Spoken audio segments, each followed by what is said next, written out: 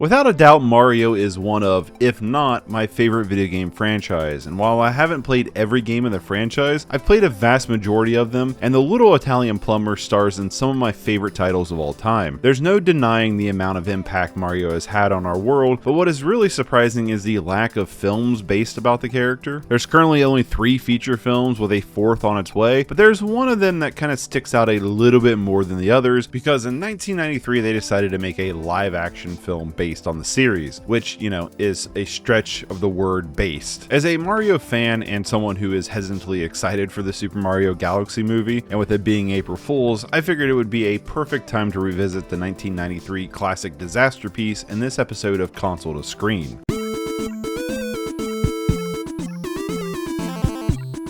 The Super Mario Bros. Film from 1993 takes, I guess you would call it, inspiration from the Super Mario Bros. Franchise, and while Mario had other features in other games, by the time of the release of this film, the film could draw from Super Mario Bros. From 1985, Super Mario Bros. 2 from 1992, and Super Mario Bros. 3 from 1988, if we're only including the title series. There's a bunch of Mario games and spin-offs, though, that the film could pull from, but I think we're just going to focus on those 3. Super Mario Bros. From 1985 is a game steeped in nostalgia for me, as I played this game a bunch as a kid with my cousin on our grandma's NES. The title was split with Duck Hunt, and we played that game for hours. As an adult, it's a rather rudimentary platformer, but while simplistic, it's almost perfect in that nature. Sure, some of the momentum is rather weird to get used to, especially retrospectively where the series is now, but it's still fun today and well executed for the time. The game is simple. Bowser is named in this game as King Koopa, has kidnapped the Princess Toadstool, and you have to traverse the levels to save her. In the game, the only power-ups are the mushroom and fire flower, but throughout the 8 worlds and 4 levels with each world, it never felt like there wasn't enough variety, and the firepower proves why it's still one of my favorite power-ups in the series even today. It's literally like the perfect Mario power-up. Boss fights against King Koopa in this game are basically avoid him and hit the axe to finish him off, with the big difference being that a couple of his castles you kind of enter a maze-like feature that you need to follow a certain path in order to progress forward, otherwise you're going to be stuck in the same loop, and I personally hate this mechanic because it's just not a fun thing to do. While the maps in this game are rather short, there's a decent variety to them, but the real charm of the game is how lightning quick it is to get into the gameplay. You set off right out of the gate and keep going, quickly loading into the next world or level, and if you die you pop right back into the game quickly ready to go. The game will take about 50 minutes or so to beat if you're not speedrunning. The game does feature a very famous shortcut, but I never really use it as I just kind of want to play the game for what it is and just experience the full thing, and the game is short enough anyways that it doesn't feel like it's a huge time investment anyway. It's fun to see where it really all kind of started from. While this is not the first Mario game or Mario Bros game, Super Mario Bros typically stands out as the true first game in the series, and with good reason. It's still fun to play to this day and still worth a play. Super Mario Bros 2 released. We don't talk about Bruno, no.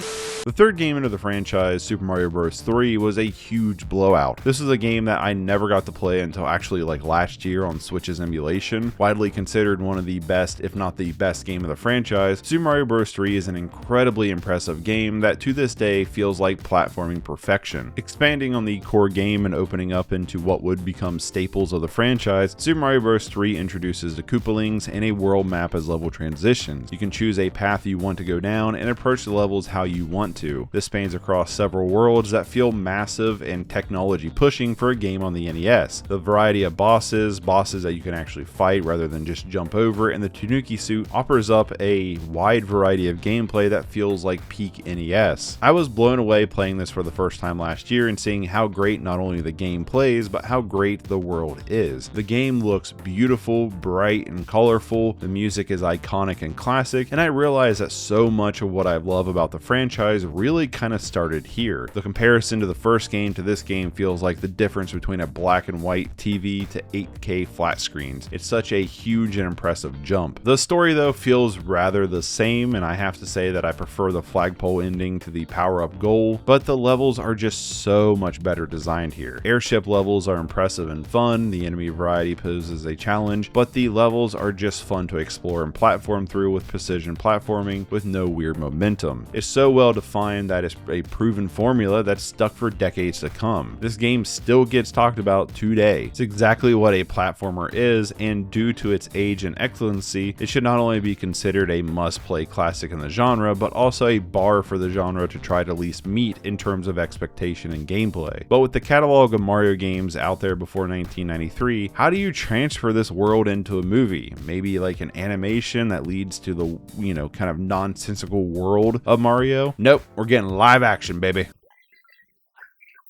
This can't be Manhattan. Where is this place? I don't know, I ain't been to Manhattan in a couple of weeks. Must have been a bad couple of weeks. Released in 1993, the live-action Super Mario Bros. Movie is directed by Annabel Jankel and Rocky Morton and stars Bob Hoskins as Mario and John Leguizamo as Luigi Mario, two Brooklyn plumbers down bad when they can't get work. Daisy, played by Samantha Mathis, is a university archaeologist who is digging up dinosaur bones when Scapelli, a mafia-style businessman who wants to dig site for a large building operation, threatens her. In the meantime, Iggy and Spike Koopa are looking for the princess, who they believe is Daisy. See, the opening of the film shows a woman dropping off a package at the orphanage with a piece of rock. The sisters open it up to find only an egg inside. Let's backtrack a little bit more. See, when a meteorite hit Earth all those years ago, it sent the dinosaurs into another dimension and left mankind here on Earth to evolve. The Koopa want the princess to bring back the King Koopa, who is played by Dennis Hopper. King Koopa wants Daisy to merge the dimensions, Chris Chan style, so the reptiles can rule the mammal world, because the princess, the rightful heir, and her little rock meteorite is the only thing that can merge the dimensions. But when Luigi and Mario have to pull over to fix their work van, Luigi runs into Daisy, who is worried about Scapelli, but doesn't know that the Koopas are coming after her. Luigi and Daisy hit it off, which leads to a double date between them and Mario and his girlfriend, Daniela. At the end of the night, Daniela gets kidnapped by the Koopas, mistaking her for the princess, and Daisy shows Luigi the dig site, but Scapelli's goons busted open the pipes, flooding it. Luigi picks up Mario, and the bros fix the pipes, but while working, they get snuck up on by the Koopas, and they take Daisy and jump through the warp pipe. Luigi and Mario follow suit and wind up in the Mushroom Kingdom, being ruled by King Koopa, a dystopian nightmare where crime runs wild and the cops are more criminal than civil servants. This kind of wild world leans more into over-the-top gimmicks and action, but the bare bones here is that King Koopa has created the de-evolution gun that can de-evolve creatures. See, the citizens of the Mushroom Kingdom are dinosaurs that evolved into humanoid creatures, where Daisy is the rightful princess and her father has been de-evolved into a mushroom fungus, a fungus that has spread across the whole city and helps Luigi and Mario along the way.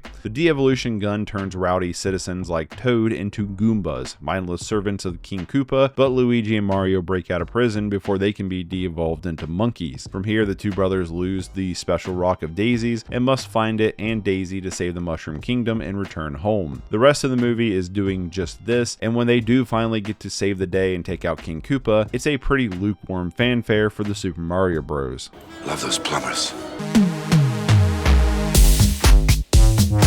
It's weird comparing a movie based on video games versus the other way around, because there's typically multiple games in a franchise that the film is adapting, but I in no way understand how you look at Super Mario Bros., any of them, and come up with this movie. This only feels like a Mario movie in name only. The rest is a dystopian fever dream that feels like Blade Runner meets Mad Max meets Jurassic Park. To give some credit, I have no idea how you actually develop a live action Mario movie, because the franchise just does not translate into live action. Works well in animation, but there's nothing in the games that would ever warrant a live action film, even decades after this film, with a litany of new games to pull from. It's just, to me, a franchise that does not work in live action. So when you adapt Mario and Luigi are plumbers, the princess gets kidnapped from the Mushroom Kingdom by King Koopa, a big dinosaur turtle, I guess you're kind of let to run wild, and that's what you get with this film. Nothing from the gameplay translate over whatsoever besides names alone, and there's no connection to the games whatsoever besides name alone. The film doesn't even really get Mario and Luigi right. Luigi is normally the more timid brother, which comes out later down the road after this movie really is released, I believe. Luigi is basically the lead brother of this film, and Mario is more of the sidekick, which is a weird dynamic when the film spends the first act building Mario as the stable leader, the older, wiser brother slash mentor figure to Luigi. But when the tough gets going, Luigi is the one who is more daring and risk-taking, while Mario acts more like the bumbling nervous one. It would have been such a great chance to build character growth if the film spent any time at building this lead, but instead they just swap it on a dime like it's a last-minute character change to suit the damsel in distress story because for some reason Luigi has to be the one to get the girl. It just never felt earned. It's characteristically unfitting. I mean, there's also the fact too that the majority of the film, Luigi is in a red hoodie and Mario is in a greenish jacket. It's not toward the end of the movie when they get their, I guess, iconic red and green suits with Luigi in green and Mario finally in red. Again, in name only, not spirit. The world of the Mushroom Kingdom is actually a lot of fun and is a real standout in the film. It's a cool set design with a lot of fun costumes and over-the-top moments that perks you up after the opening lull that could easily put you to sleep. Again, I don't know why you came up with this from Mario, but it's a lot of fun and clearly a lot of effort went into the film visually, even if it's not stylistically same as the source material. There's some really solid moments of camera movement, practical effects, and some of the action handled surprisingly well, but all these are in service of very little. These moments are time padding rather than something to help progress the narrative forward. The entire arrest scene is just set up for an exposition dump, and then the breakout scene afterwards is just padding the runtime. Very little happens that feels like it truly progresses the narrative forward, but that's not to say it doesn't try to be entertaining with its filler. However, that does lead to some horrifically unfunny lines of dialogue trying to be quippy one-liners that always falls flat. This opens up to one of the bigger problems of the film. The film cannot decide what it wants to be. Does it want to be kind of a hard, dark action film with its edgy, futuristic world and over-the-top cruelty of its main villain? Or does it want to be a hokey action film with over-the-top slapstick levels of comedy that's not funny or well thought out or clever? It's this tonal inconsistency that really hurts the film in a negative way, as the tonal inconsistency also opens up to some major pacing problems. The opening act is slow, but we're sitting through as an opening arc,